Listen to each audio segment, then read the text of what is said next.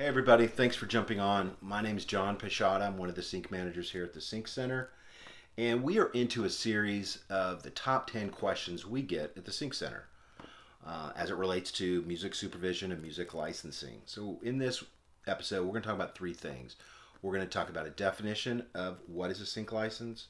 We're going to look at some common misconceptions. And we're going to look at why it's important. So let's jump in. The definition we want to use for a sync license is this. It's a document that states the details for how music is to be used.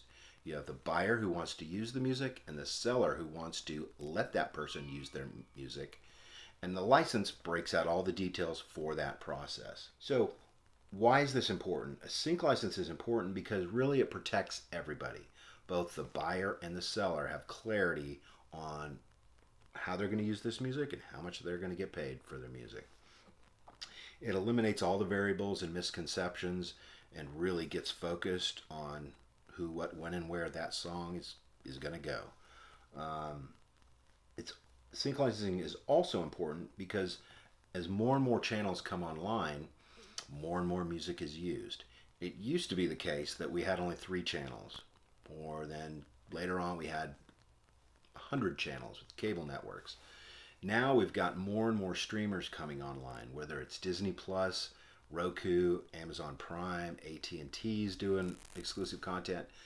Everybody is a channel network nowadays. So that means more and more music is being used and more sync licensing is happening to support each channel. So let's talk about some common misconceptions around sync licensing. The first one is, well, doesn't ASCAP or BMI do this? We get that almost every day where people are trying to figure out this process and they go to ASCAP or BMI or CSAC. ASCAP and BMI don't do this at all. They're what's called a consent decree that basically says they can only stay in the performance royalty space. That's a great guess that ASCAP and BMI does this, but they're actually not allowed to do this. The next misconception we get commonly is the idea that, well, under a certain 5 seconds is free. This is a really slippery slope, and you don't want to fall into this trap.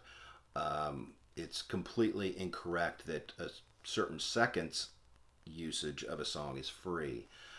We've done licenses for 7 seconds to 3.5 minutes, and that's one of the basic negotiation terms that you negotiate for a sync license. So I hope you found this helpful.